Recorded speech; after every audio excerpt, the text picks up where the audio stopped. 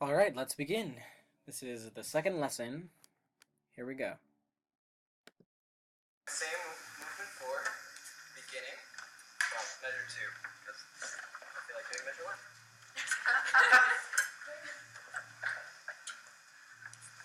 And we're going to stop at end of 13.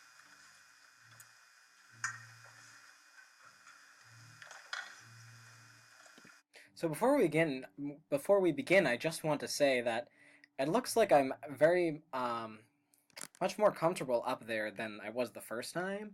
You know, cracking a little bit of a joke, taking my time, rolling up my sleeves a little bit. I clearly am not feeling rushed or anything. I know what I'm going to do, and I know that it's going to be, okay. I'm going to do well because I prepared well. So I think that's really important, and it just shows even going the second time that I feel comfortable. That's really good. Okay, so that was a really good intro gesture. Everyone came in at the same time, which is really important. I think I could have been a little bit more active in my face, but I did make good eye contact, which is good. Um, let's continue watching.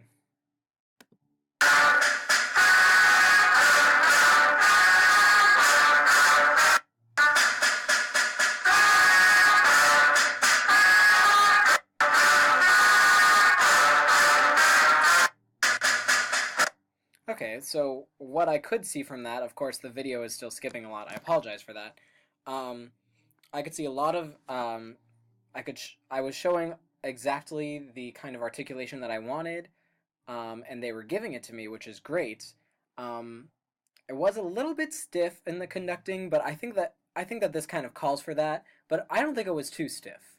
I think I could work on making it a little bit more connected in my conducting, but I think that it was good for what it is.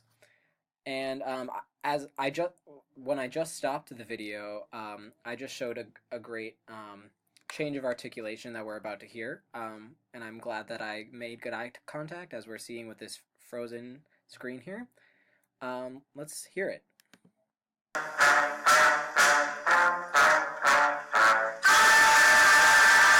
Wow. Okay, so that was really cool to hear the low brass respond to my gesture like that, and we worked on that last time too. So it was great that they transferred that, and also that cue that I gave everyone else for that long tone was great. Very good, very strong, and eye contact was good. Yeah, I'm very happy to see that. Thank you. Sounds wonderful. I would like to take a look at the trumpets, measure 2 through 5. Um, let's have you make sure we're sitting on the good posture, 2 feet flat on the floor, on the edge of our seats. Stands, can we raise the stands a little bit? Um, So that was a great instruction. Not only am I telling them to fix their posture, but I'm giving them multiple examples of what that looks like, how that feels in their body, what that looks like in their stands. I think that's really just a great way to give instruction, just to say the same thing in multiple different ways, to give everyone a chance to, you know, follow the directions. I think that was great. yeah, let's see what that fixes for us. 2 through 5.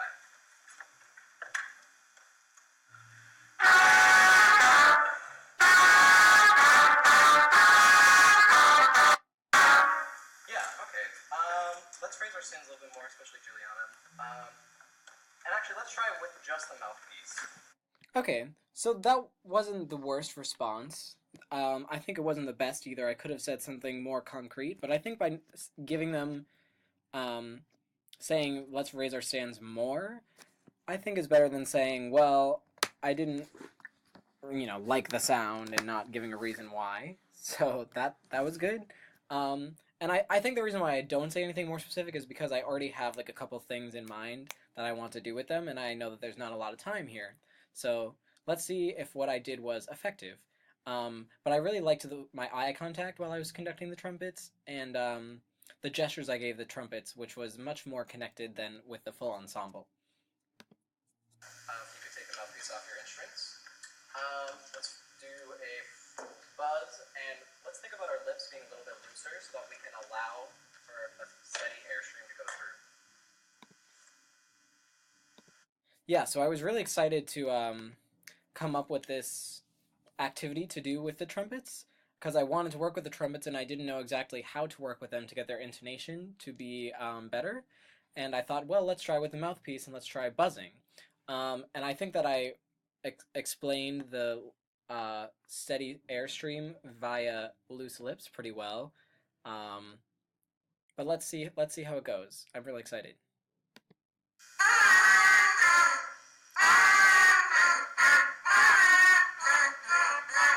Yeah, that sounded better actually. So let's apply to the instrument. Yeah, so that airstream was much more consistent, and there was more volume, there was more body, there was more core to the sound, which is exciting, even just on the mouthpiece. I think that I could have given them the two notes that they start on, and they could have audiated the notes and played more in tune that way.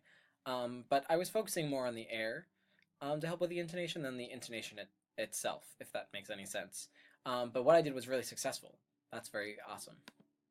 Breathe a little bit more so that even more air can come out. Yeah, so now we're applying it to the instruments, and I'm really happy that I got to do the mouthpiece, and now we're applying it to the instruments, applying what we did into a bigger schema of the activity.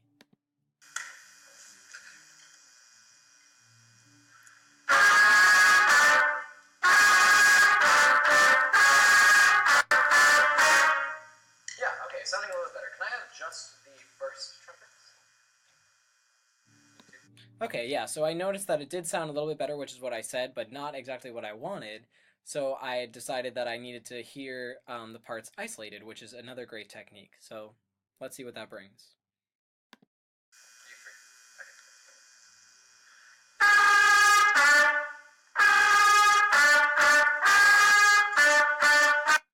Sounds great. Second trumpet.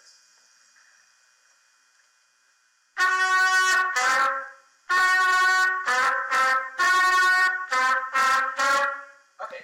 Yeah, so I think inadvertently this is also giving the trumpets a number of opportunities to practice their parts, which is and they're sounding better every time. I mean, the first and second separately sounded very in tune with each other, which I was kind of surprised. I remember being surprised in the actual lesson that I was giving.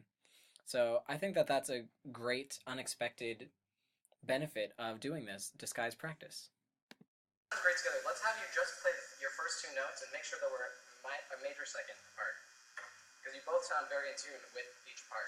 Now we just need to listen to both parts. Just Yeah, so I think that that is also great. So isolating both parts and then, okay, yes, both parts are in tune with each other. Can we be in tune with both parts together? That's the next step. So that's good sequencing.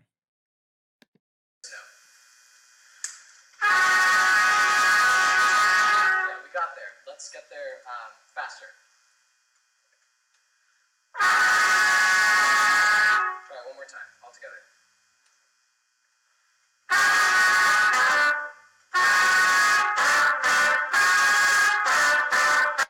Yeah, sounds much better. So I would say just more air seconds. Let's move. Yeah, okay, so that sounded so much better than it did when we first played that at the beginning of this rehearsal, which is great and definitely shows efficient teaching, which is exciting to see. And I really liked too that I didn't just say great job and moved on. I acknowledged that yes, while they improved, that especially the seconds were still flat, so I encouraged them to use more air, which is always, you know, it's always good to continue to give your students critiques because they're never going to be perfect, just like I'm never going to be perfect. No one's going to be perfect. So yeah, great job on my part, I would say. I think that I can work more on giving specific feedback, and although that was a moment where I did give great specific feedback, but overall, let's continue. Saxophones. Can I have you same place, measure 2 through 5? Okay, let's think about more air and a firmer bottom lip so that we're not going flat.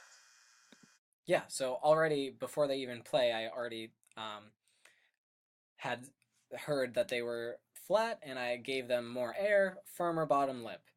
Two great ways to hike up their intonation. So already they're having something in their brain to think about while they're playing, which is great, especially for this time crunch. So let's hear. measure 2 through 5.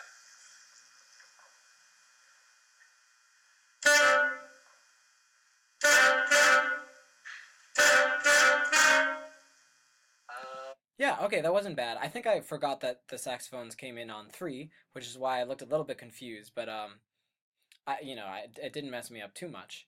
So that's okay. I could look at the score a little bit more, but I'm glad that I was making such good eye contact. Let's continue. Yeah, sounded good. One more time. A little more air. I can use a little more sound for you. Okay, yeah, that was pretty good feedback. I'm just needing more sound from them. I couldn't really tell if they were flat or sharp or in tune necessarily because they weren't playing at the volume that they were going to play at with the whole ensemble. So let's see. Wow. So sorry, I just had to stop. That gesture completely encouraged them to just have the right intonation, articulation. It was so smooth but also so specific and so poignant. It was great. Much better. Okay, everyone. Yeah, so that was so much better. And the conducting and the pedagogical issues that I addressed definitely is the reason why it is much better, which is exciting to see. Again, with the saxophones, I think I could have involved my face a little bit more in the action or the drama of the piece, but I think that it's okay during this isolated section of the rehearsal to not be. But still, I think that's a thing I should be thinking about. Let's listen to the rest. Back in 2, measure 2, all the way to the end. Well, 13.